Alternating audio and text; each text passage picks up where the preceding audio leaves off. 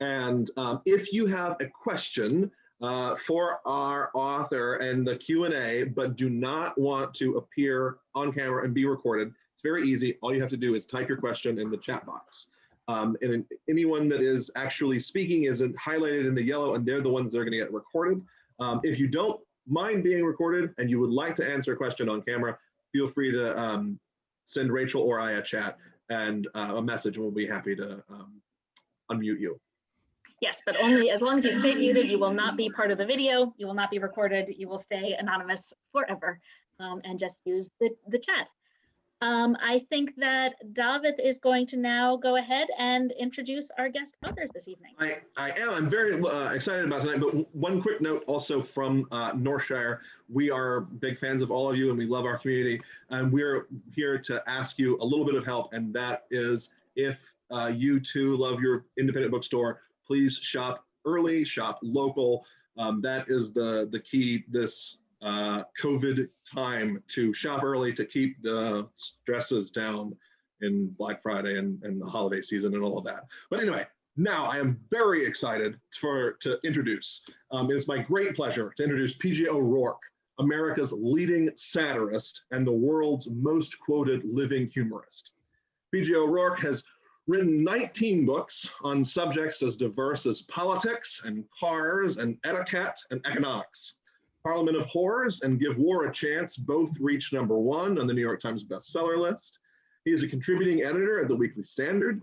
He is the H.L. Mencken Research Fellow at the Cato Institute, a regular panelist on NPR's Wait, Wait, Don't Tell Me, editor-in-chief of the web magazine American Consequences, and a contributing columnist for the Washington Post. His new book is A Cry from the Far Middle, Dispatches from a Divided Land. And we are lucky to be joined by Northshire's dear friend, Joe Donahue.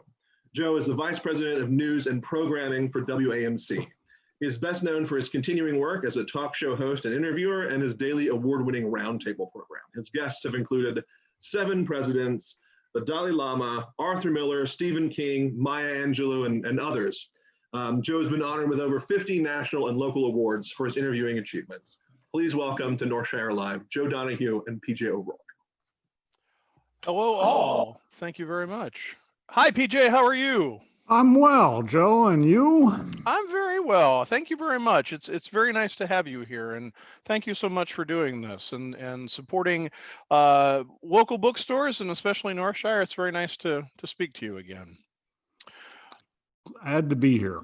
The brand new book is A Cry from the Far Middle, Dispatches from a Divided Land. I have a bunch of questions for you, but why don't, if you don't mind, why don't you read for us a little bit, and then I'll fire away.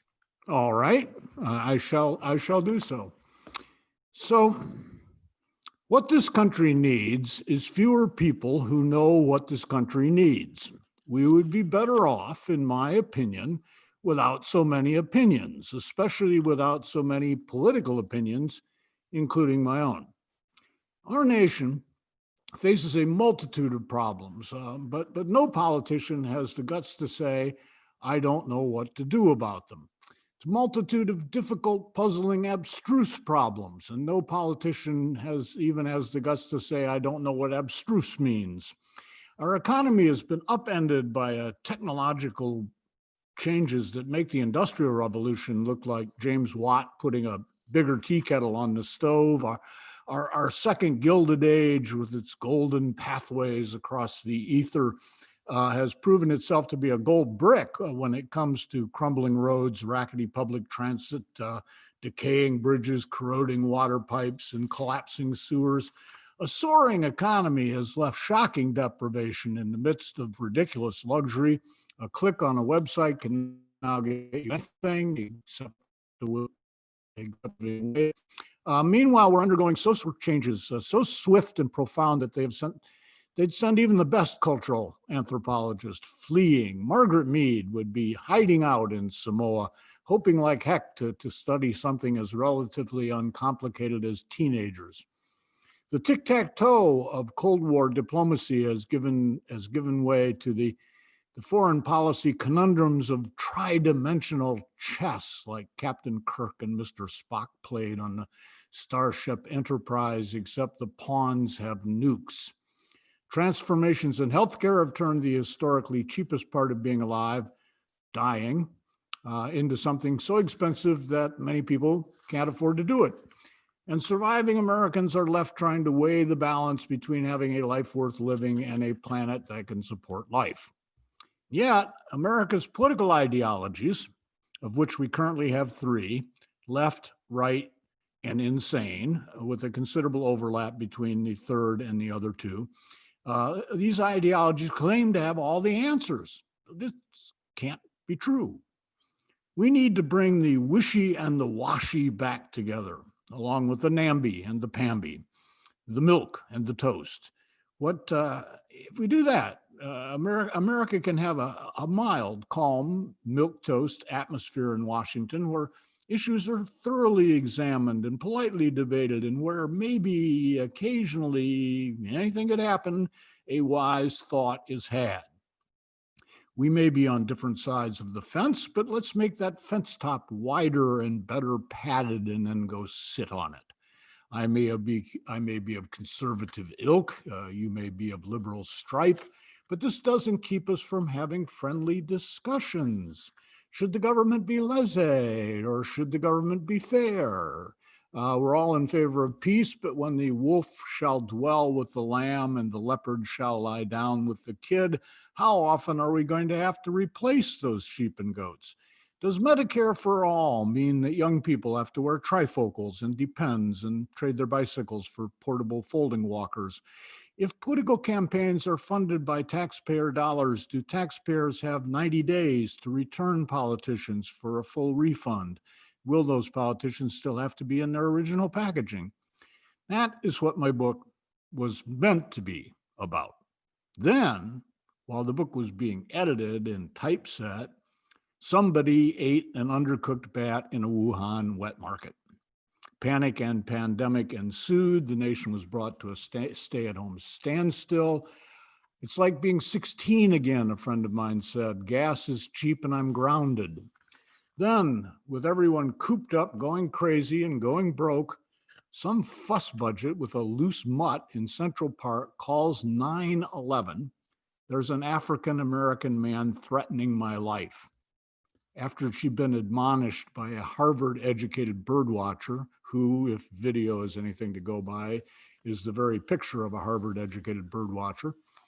On the same day as that Central Park display of American inclusiveness and mutual respect, the members of the Minneapolis police force decided to take a knee on the neck of George Floyd. After nearly 9 minutes of suffocation and agony, Floyd died. He was accused of spending $20 in the form of a banknote that had no actual value. Congress is currently spending billions of dollars in the form of banknotes that have no actual value. Would the police employ the same bigotry and violence on Congress? No, the police would employ bigotry and violence on people protesting the bigotry and violence of the police. Chaos cried out its appeal. The thievish and the vandalistic are friends of chaos. When their friend called, they came. The President of the United States appealed for peace, understanding, and unity. In a pig's arse, he did. The president waddled down to his bunker hidey hole under the White House and urged the U.S. military to invade their own country. Then he talked trash and went to church. He could use it, attacking thousands of nonviolent demonstrators to get there. Not a very Christian way of going to church. That's where things stood as this book made its way, socially distancing and peacefully protesting, to the printer. There are people competent to make judgments on COVID-19. I'm not one of them. There are, I suppose, people competent to make judgments on the social upheavals accompanying the pandemic. I'm not one of them either. I'm just left wondering whether my book is now completely beside the point. Will American politics be changed by the pandemic? Will Americans emerge from their health crisis, lockdown, isolation, economic collapse, and material deprivation with a newly calm, pragmatic, and reasonable attitude toward our political system? Will our reawakened awareness of systemic prejudice cause us to critically analyze and democratically restrain our civil institutions? Will we abandon the factional hysterics and histrionics of the early 21st century in favor of a polity based upon competence, civil discourse, and goodwill? Or, having had time alone to dwell on our grievances and our affronts, will we revert to our petty arguments and stupid partisan tiffs? Will we maybe even return to our spiteful quarreling with renewed vigor? This is often how human nature works. I'm betting that human nature will triumph over adversity and challenge, and I don't mean that in a good way.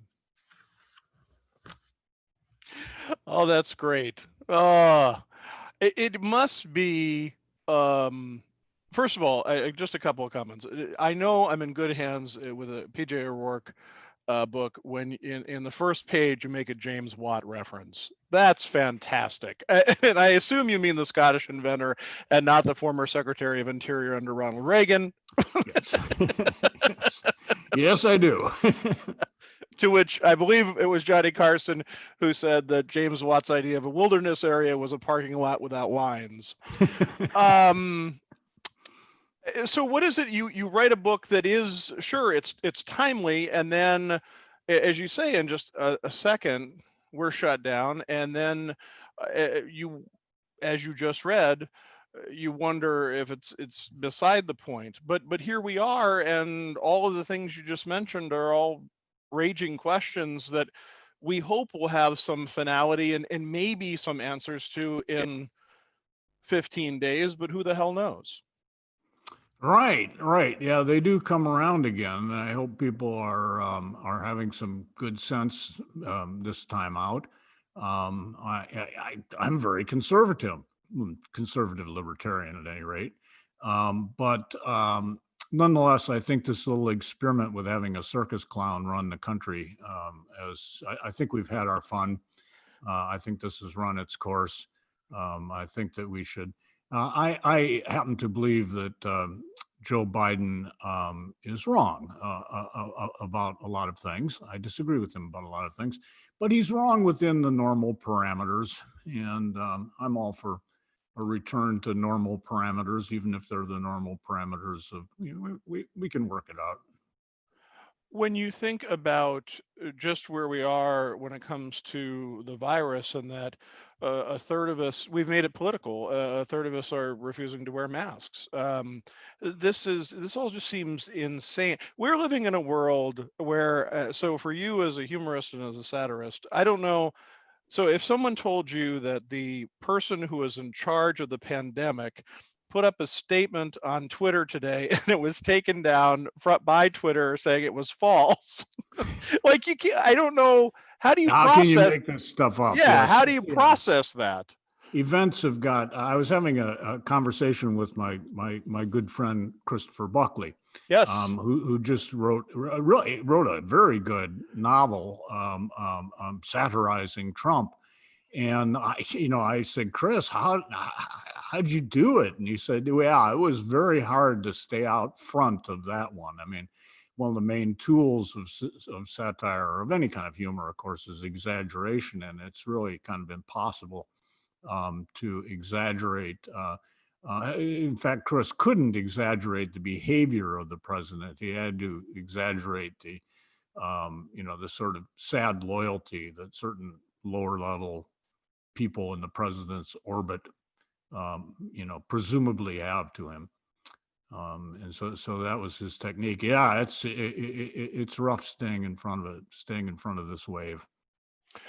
When it comes to his novel, by the way, is Make Russia Great Again, which is just terrific. Yeah, it is. It's fabulous. Available at a Northshire bookstore near you.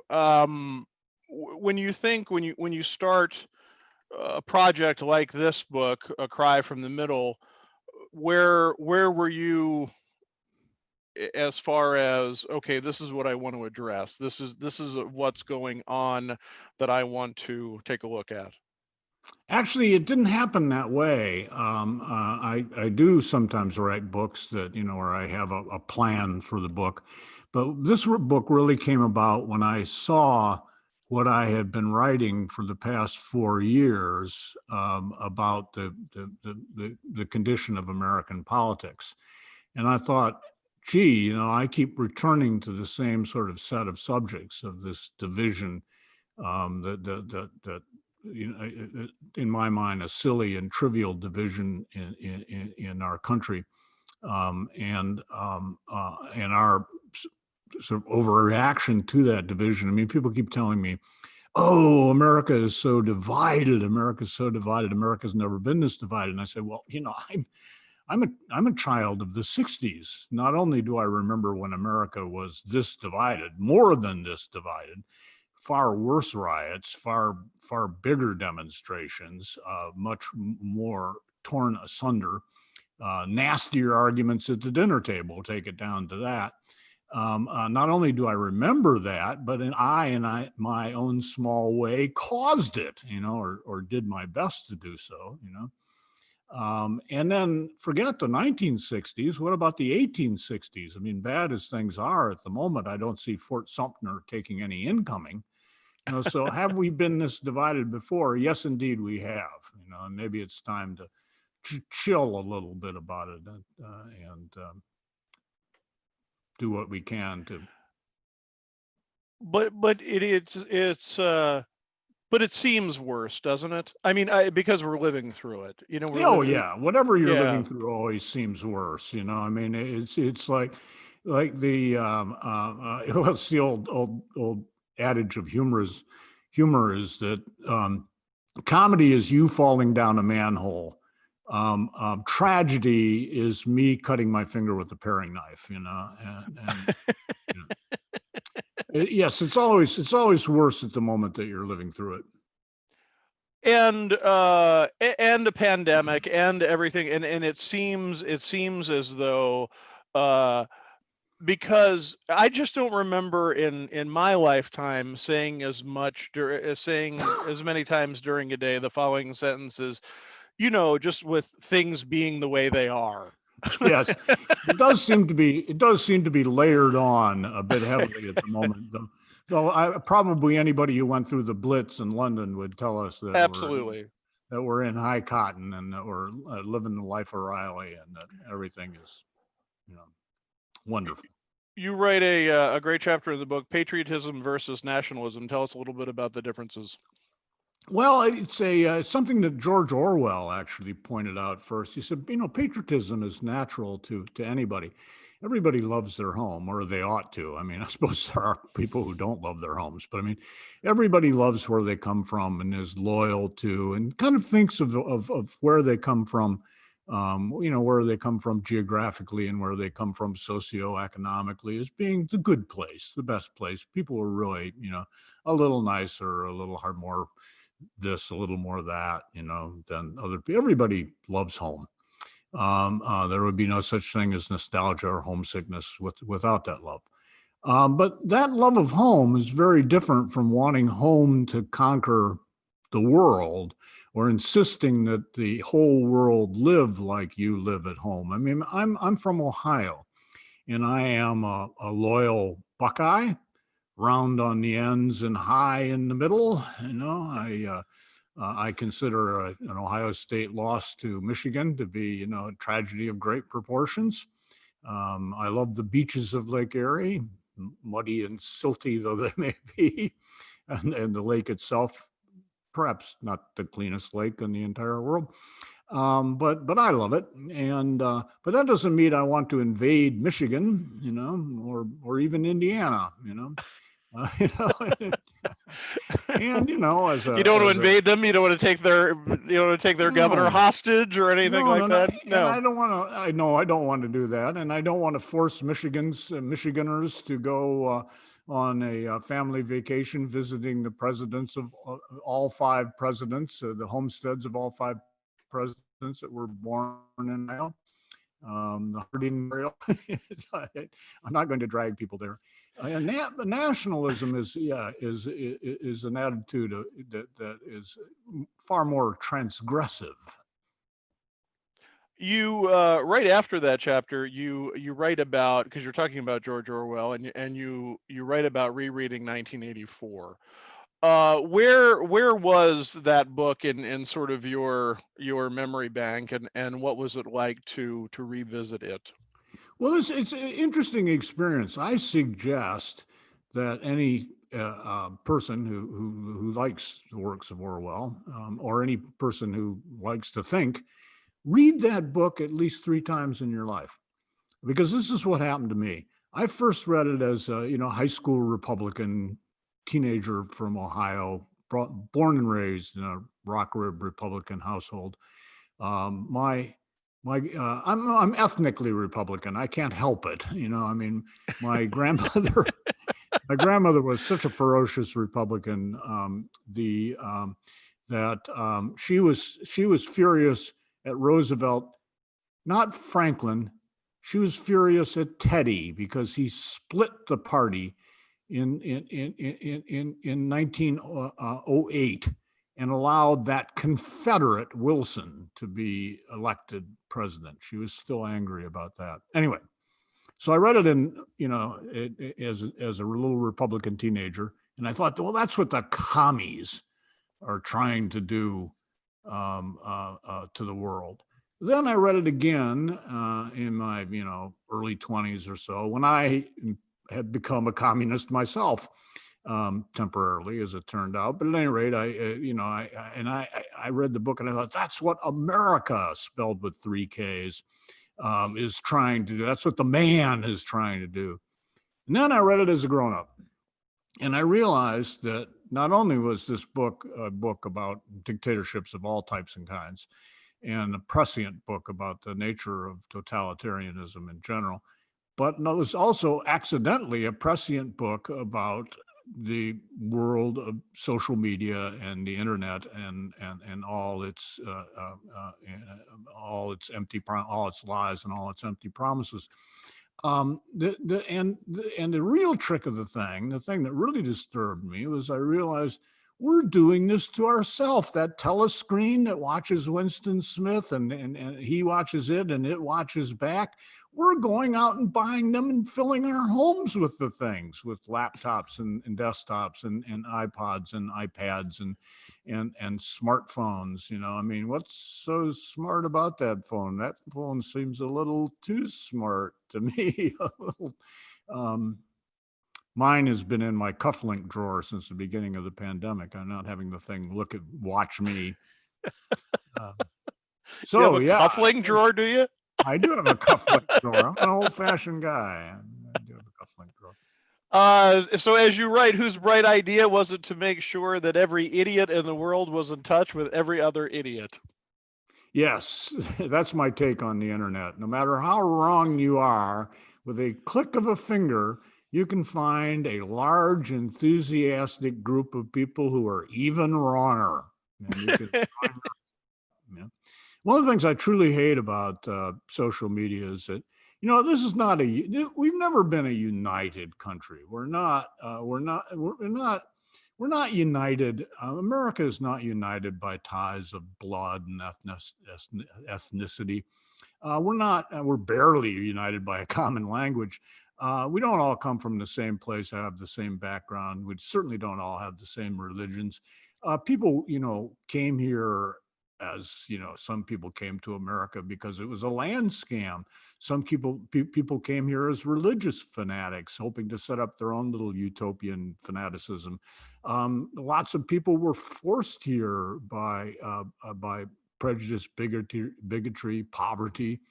My own family, we didn't go to America on purpose. We went to America in order to eat because of the potato famine in Ireland. A very large proportion of Americans were dragged here against their will as slaves. Some Americans were, perfectly happy as Mexican citizens got conquered. And then even the people who were originally, they were defeated, not in war, but they're defeated by demography and disease until they were made to be foreigners in their own nation. And there's nothing really unites America except an idea of America. When we lose that idea of America, when we start to re-tribalize, no offense to tribes being meant here, simply a term of poli-science art. When we start to fall into little exclusive groups, gangs, crews, we can lose the whole thing very easily. And my beef with with social media and the internet is that it makes it so easy for us to revert to a sort of gangster mentality, to a little clique or small in-group idiocy. You know, it used to be if you were going to start some sort of like lunatic social movement, you had to go get a mimeograph machine and like get your hands covered with mimeograph ink and like crank out your cranky pamphlets, and you had to stand on a street corner and give them out, and you had to carry a soapbox with you to stand on and give speeches and carry signs and so on. And now you could just clickety clack, couple of fingers, couple of minutes, you know, and there you go. In that, I get a charge out of you. You write that you say that we had a quaint idea back in the middle of the last century where we thought it would be a good idea to communicate, and that parents wanted to communicate with their kids, and whites wanted to communicate with blacks, and we wanted to communicate with different cultures. And now where are we? Yes, a very interesting point, because it was a big deal, the idea of communication. You know, if only the USA and the USSR could just communicate, the Cold War would be over. If we could all just communicate, the generation gap would be closed. The civil rights would no longer be an issue. If we could just communicate. The person that we pointed to very often in his enthusiasm for communication was the great media critic Marshall McLuhan. Right. And but what we were sort of seeing what Marshall said without like listening to what he said, because we'd actually read him instead of just quote him. He was the one who came up with the concept of television, this being back before computers, that television would create a global village. And we're, oh, cool, a global village. Well, if we read McLuhan, we would realize that McLuhan was very worried about the effects of a global village. And I tracked it down, found an interview with him on Canadian radio a long time ago in the 70s. And the interviewer is saying, well, Dr. McLuhan, I thought you said that we were going to have a global village. And McLuhan goes, I never said that the villagers would like each other. McLuhan pointed out that when you're like in close contact with people, when you really know what people think, and all we have to do is flip open a screen, light up a screen to find out exactly what people think, you don't get along that well. I mean, imagine a world where we could all hear exactly what everybody's thinking. Imagine how long that world would last. Imagine how long any relationship that one might be in, you know, a marriage, a partnership, or business partnership for that matter, you know. Imagine how long that would last if you could hear your partner's every thought. If I could hear I'd probably, you know, if I could hear my dog's every thought about me, it would probably be headed to the pound. Terrible idea. You have a whole litany in here of things that whether it be a smart thermostat or a video doorbell or a bathroom scale that talks to you or a vacuum cleaner that's a robot, you don't care for that. I'm frightened by the Internet of Things. I do not want my refrigerator talking to my toaster oven, talking to the juicer, commenting on my bad eating habits. One of these days, the cupboard is going to be telling me, the vegetable bin is going to be telling me, you are out of kale. You are out of kale. When I go to get a beer out of the refrigerator, I'm going to find the thing has locked itself. You've had 3 already. That's it. That's enough. No thanks to the Internet of Things, I mean, I've got 3 kids and 3 dogs, all of which are able to outsmart me. I don't need the toaster to be able to outsmart me too. You write about your kids, you write about education in the book, and making the point that you say, I want my kids to believe in getting a good education. This is as distinct from getting an education. You can get that anywhere, in the gutter where I did, at home, maybe even in the classroom. So what do you make of that, of your kids getting a good education, and what did that mean for you and your Well, education? actually, I think that my children, having gone to very progressive and woke schools, if indeed there are any other kind left, what I see mostly is them getting inoculated against the very ideas that they were taught. We had at one point a real communist of a teacher who turned one of my kids at least into quite the little libertarian. So like, if there's socialism, everybody owns my toys. I'm going, yeah, that's right. Everybody owns your toys. You think you have to share now? You just wait.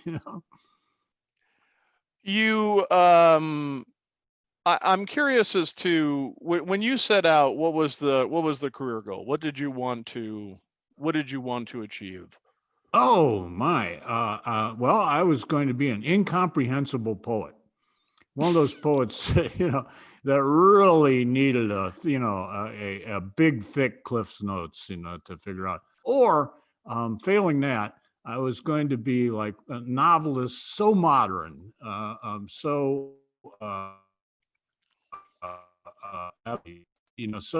so dense, so nonsensical, so strange, so. I mean, it would send people, my writing would send people to Finnegan's Wake for relief, for a little light fare, much as one might go to an Agatha Christie novel or something. So I set out to do that, but it did raise the problem of who would pay me to be incomprehensible. I believe there are foundations now but they seem to be thinner on the ground in those days. Perhaps there are foundations now that take care of this kind of thing. I don't know. But in 1969, when I graduated from college, the foundation grants for incomprehensibility were few and far between. So I actually had to go to work and started writing for a little newspaper, one of those little underground newspapers that were around and about in the 60s and 70s, and then on to like a sort of weekly newspaper of not much repute and so on and so forth. And I found that it didn't pay well, but it did pay something, which was more than incomprehensible poetry did. And then I found that I had a little knack, that often what I wrote would make people laugh. Now, sometimes I intended to make people laugh, and sometimes I did not. But they laughed nonetheless. And I sort of got it through my head, as somebody would later put it, if you get called a horse's ass often enough, saddle up and ride out of town, go with what you can do. And so from there, I gravitated towards the National Lampoon, which was founded in 1970. And I hung around the office, basically pestering them until they hired me. In about 1973, I think, or so. And I was there for a decade. 72, I don't remember, I no longer remember. And, I sort of found my voice was to make fun of things, whether they had any need for it or not. Did you feel when you were in that Lampoon world that you had hit a good place, that was a good place to be? Oh, it was a great place to be. It was enormous fun to do. I mean, here you are, you're in your early 20s, middle 20s, and you are tasked with ridiculing everything that grown-ups do or say, all forms of authority, anything that any institution of any standing is your target, and of course that's fits perfectly with the attitude of people that age. We loved it. This was one in the 30s, or at least as I got into my 30s, I began to look around. We're having an enormous amount of fun standing out here in the flower garden with our faces pressed against the window, grimacing and tormenting and making fun of the adults inside in the dining room. Sometime in my early 30s, I began to think, actually, I'm a grown-up. Shouldn't I be at that table, having people make fun of me? But at the time, and of course it was a wonderful no holds barred era. The earnestness of the 60s had sort of worn off. The tragedy of the Vietnam War was wearing down. There was a great latitude of speech and behavior that was allowable in the 1970s in a way that it never had been before, and really probably isn't since. So in the 80s, you go to work for Rolling Stone, and not only are you writing for that publication, but you're also traveling. You're doing foreign affairs. I did, yeah. I was a foreign correspondent for 20 years. I filed from 40 some countries, none of them the nice ones. Did I ever get to file from Paris? No, I get to file from Rome, Milan, Barcelona. No. I filed from the Lebanese Civil War, the Balkan Civil War, the overthrow of Marcos in the Philippines, the Gulf War, the Iraq War. But it was an amazing experience. I wouldn't want to try and do it over again. I think about in the midst of the Iraq War, I was in Baghdad, and the war was sort of tailing off. It was not quite done, isn't quite done yet. But this is like 2003, I guess. And I remember thinking to myself, I'm too old to be scared stiff and too stiff to sleep on the ground. Maybe it's time to wrap this part of my career up. But I wouldn't trade it for anything. It was an absolutely amazing experience, what it showed me was that you can make fun of anything. I mean, it's just because something is horrible, that's actually not a reason not to make fun of it. And matter of fact, as Mark Twain said, humor does not lie. And the source of humor, the secret source of humor is not joy or happiness. The secret source of humor is tragedy. And, as long as that tragedy was the result of human folly, it was fair game as far as I was concerned. I mean, I would never go cover an earthquake or a volcanic eruption or some awful thing that happened to people through no doing of their own. But as long as human folly was involved, and usually it was, it was a good time. I remember I remember getting into a very nerdy conversation with friends one time, and we were talking about all of the point counterpoint people that were on 60 Minutes. You were one of them. You were one of the conservative commentators. Briefly I was. And before they decided that they didn't really need a conservative commentator. I'm not saying that legacy media had a liberal bias or anything, but when it came like there'd be a labor issue come up and they said, we're going to cover both sides of the story. We're going to interview the AFL and the CIO.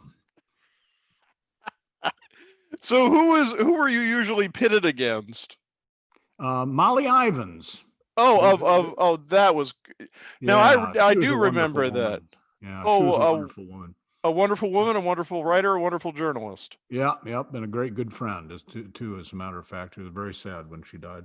And I assume when you do those kinds of things that it helps because you, while maybe obviously not having, while having ideological differences, still the point is to make it interesting and humorous. And when Molly and I would talk privately, of course, our job was to be antagonistic to each other, but I mean that was pretend. In private, we had, although she was very liberal, and I think in those days, if anything, I was even more conservative than I am now, because we're talking back and sort of, if not the Reagan era, we're talking back into the shadow Reagan still cast before conservatism got mixed up with, the Tea Party, let alone QAnon, and let alone Trump. When there still seemed to be a little bit more of a, I don't know, I'm waxing nostalgic here. But anyway, Molly and I were in private agreement that in all political debates, what you have to first bring to that debate is a willingness to listen. You have to bring to that debate, somewhere in your mind, there has to be, in that debate, there has to be, I am willing to be convinced. Tell me what you think. Tell me why you think it. I am not opposed. And I may consider what you want to do to be impractical, or to have, side effects that you do not expect. But I am going to listen to, I remember it was one of Bill Buckley's, who did listen, as a matter of fact. He was very close friends with John Kenneth Galbraith, who was his opposite number, especially on the subject of economics.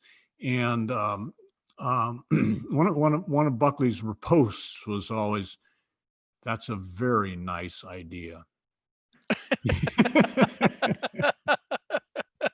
That's a very nice idea. But you see, he had listened. Before we go over to audience questions, I do, being a host on an NPR affiliate, I feel it is my duty to ask you about Wait, Don't Tell Me. You seem to have found a lovely home there. Wait, Don't Tell Me is so much fun to do. It absolutely is so much fun to do. It's mostly people involved. Peter Sagal and I have become good friends. Paula Poundstone and I have become good friends. Roxanne Roberts and I already knew each other. But it's the whole family of all the producers, all the people behind the scenes. It's a great work environment. Even by Zoom, we enjoy each other's company. Yeah, so it is obviously it's different. I think I even talked to you about this at one point, but any of the people that you just mentioned, any regular panelists that I've ever talked to said it's the greatest gig in the world except for the traveling part. Well, now you don't have that. Yeah, exactly right. Yeah, we fixed that. But you do lose the audience. So we lose the audience. We started out without an audience, actually, when the show was young. I got involved in, I think the show had been around for about 2 years when I first got involved, maybe a little less. And we used to do it over the line. I used to come in to Manchester to NPR, and we would do it down the line.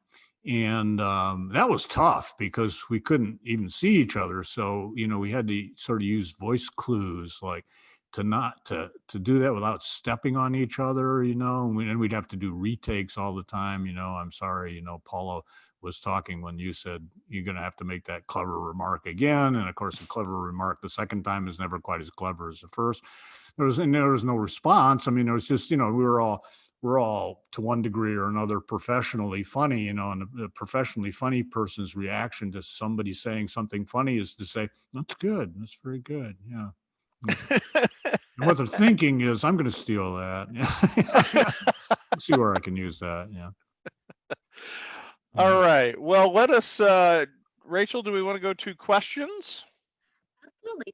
So folks, if you have questions, you can ask them in the chat and we will read them out for you. And in fact, I have one that was sent to me from Catherine. She asks for both PJ and Joe. Of course, the attempt to resolve cognitive dissonance has a lot to answer for. But both of you have interviewed or know some of the apologists for crazy human folly that's in the news now. What's going on with the lack of sense of humor and self-awareness with these politicians? What's the buy-in to the crazy with them, and where does it stop, or does it? Joe, you first. No, you beat me to it. That's a big one. Beat me to it. I was going to say that to you. Yeah, go ahead, PJ. Well, don't you think? I mean, at all times, people take themselves and politicians. Look, I do interviews for a living, and I've always said that the two hardest people to interview are historians and comedians. Um, I'm sorry, politicians and comedians. Politicians, because they don't shut up and they just say what they want to say and they never answer your question. And comedians never want to give away the joke. They want you to buy a ticket and come and see them. They don't want to. They don't want. Nothing more serious than an off-duty comedian, is there? That's right. No, and not funny at all. Some of the worst interviews I've ever had have been with really funny people who just are telling you about what they are. I have a 12-minute interview with Martin Short that is one of the most depressing things I've ever listened to in my life. So I don't know. I think it's this whole idea of people not understanding humor and taking themselves way too seriously can probably be put on an awful lot of people in an awful lot of professions. Right. Politicians aren't alone, but I do think we're having a moment. We're having a little self-serious moment. You know, seriousness comes in and out of fashion. You know, obviously the war years and the Depression years were pretty serious. The 1920s were pretty funny. The 1950s sort of split the difference. There was like a sort of like an exterior, a veneer of seriousness, but underneath that veneer of seriousness, there was Mort Sahl and there was Tom Lear and there was Kurt Vonnegut and there was all sorts of funny stuff was going on, even, you know, the people on television. The 60s took itself very seriously. We looked so ridiculous that we're not remembered as serious, but we thought we were very serious at the time. The 70s, again, you know, a period of frivolity, disco ball, dazed and confused. And, you know, when it comes to politics, one thing that's important to remember is that we don't have like real political ideologies that much in this country. They're actually pretty rare. We do have two general trends of thought. In categories of thought. One is that the government should fix the problem. And the other category of thought is the government is the problem. And actually, there's a fair amount of overlap between those two points of view. As we all know, as when we visited the Department of Motor Vehicles, it is, I mean, we love what the Department of Motor Vehicles does. We want people to be licensed on the road. We want it decided which side of the road people should drive on. You know, we want there to be a certain amount. We don't want any more maniacs than there are. So we appreciate the Department of Motor Vehicles. So in one sense, we're sitting there thinking the government should solve this problem of, you know, traffic and so on and so forth. And yet, as we're filling out reams and reams and reams and reams of bump in order to register a trailer, you know, we're also thinking the government is the problem. So you can hold those two ideas in your head at the same time. Cognitive dissonance without becoming neurotic. That was a great answer. Thank you. It actually pulls into another question that I had for PJ. In A Cry from the Far Middle, you've got a quiz to determine whether you're a coastal or a heartlander. Could you go into that and how those? I've seen them kind of blending in some ways in Vermont, maybe in New Hampshire too. Yeah, well, it's true. We live in New England. We live in a mixed area. But first, I should explain the concept. That one of the things I think that's dividing America is a split between the coastals and the heartlanders. The coastals aren't all on the coast, of course. For instance, there aren't that many of them on the Gulf Coast, but and they are scattered all across the hipper places in the college towns and so on of America. And the Heartlanders aren't all in the Heartland. Some of them are in Queens, and I don't mean the one that's in the White House. But fundamentally, the difference is the coastal's elite are people who know all about GMO-free and fair-traded and locavore and gluten-free and vegan versus vegetarian. They know all this, but they don't know hay from straw. And so what this does is leave the coastal elites, you know, the Heartlanders are irritated about this. The Heartlanders don't live in a realm of ideas. They live in a realm where they got cows, or something like a cow, or anyway, you don't want to try to feed the cow hay and feed the cow straw and put hay down for the bedding. And it leads to this sort of tension where the coastal elites are left trying to sip their lattes through a blade of hay, and but on the other hand, the Heartlanders are stuffing a scarecrow full of straw and putting it in the White House. So I think we need to. Now here in New England, we managed to bring those things together fairly well. You got vegans on tractors here, like many places, but and maybe even vegans driving tractor trailers. It happens. But it seems like we try to simplify it, and when I say we, I think it's obviously a lot of it is media driven of red state and blue state. Oh, we do, and that brings us to a certain problem with the media, which I gotta say, I applaud NPR, which I think, I know I've been dealing with NPR for a long time. I know a lot of people involved in NPR, you included. I think it's fair to say that NPR falls more on the coastal elite, a little bit more on the liberal side. Oh God, yes. But it doesn't do that willingly and on purpose. It doesn't exacerbate the divide between people. It does everything within its power to bring people together. And that we cannot say for most of the media, whether old media or new media. It's always been a truism in journalism that if it bleeds, it leads. But now, if it sleaze, it leads. If it screams, it leads. The noisy and cluttered media environment is causing some awful stuff to float up on top of the pond scum, of the media pond scum.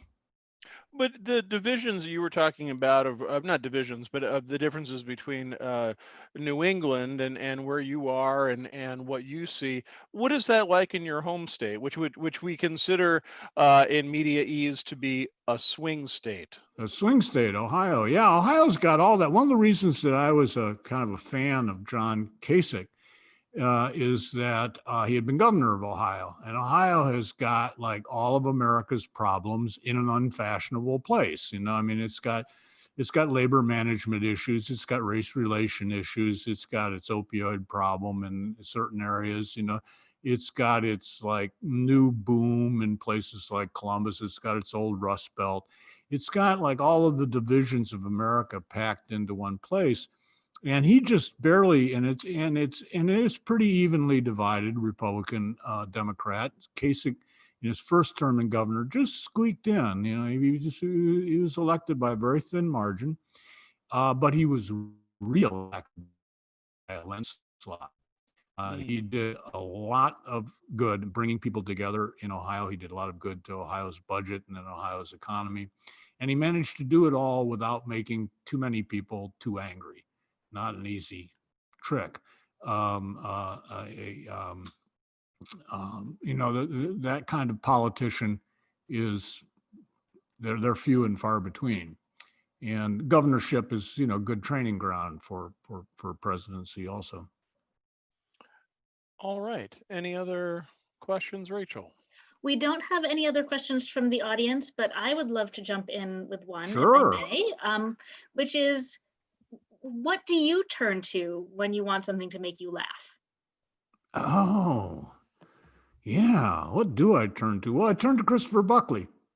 I don't think there is not a Christopher Buckley book that won't make you laugh. I am a big fan of Evelyn Waugh, if you like your humor very dark.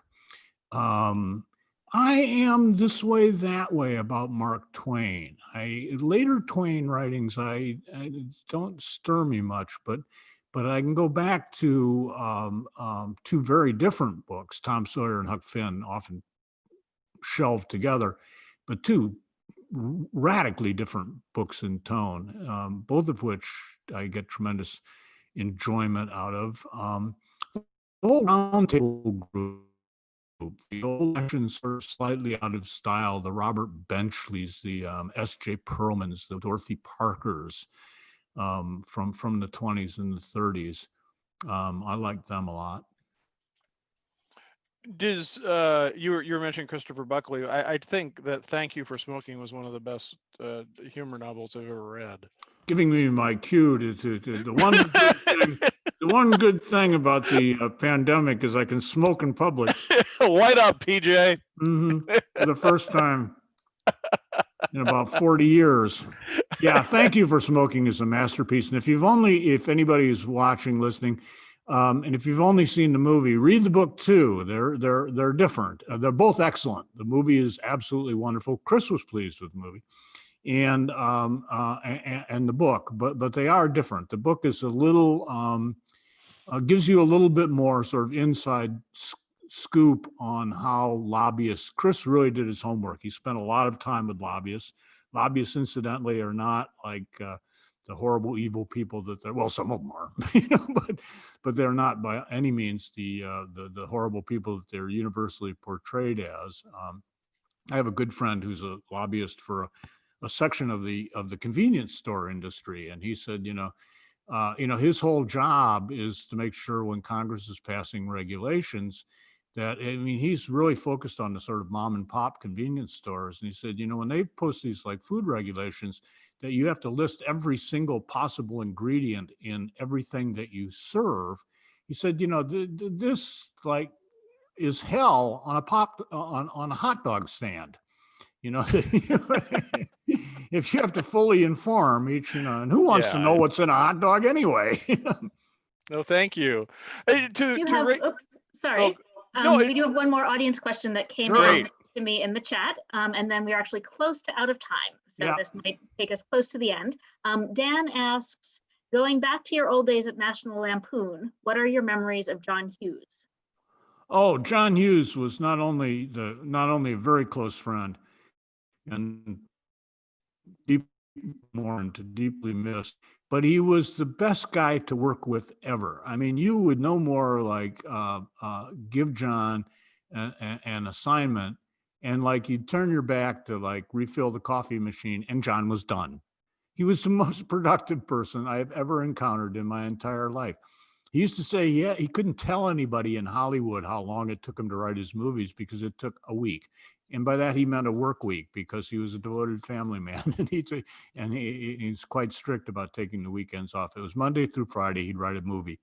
But then he'd have to wait a month, to say, and then, say, well, this is really a tough one, Yeah, I think you said Ferris Bueller was 3 days. 3 days. 3 days. That's insane. Yeah, do you have any sense of, because he is so missed, and I just thought he was brilliant, but do you have any a sense as to what, if allowed, what he would have done with the rest of his career? Because he seemed that with Hollywood he had gotten kind of fed up, and what his productivity would have been.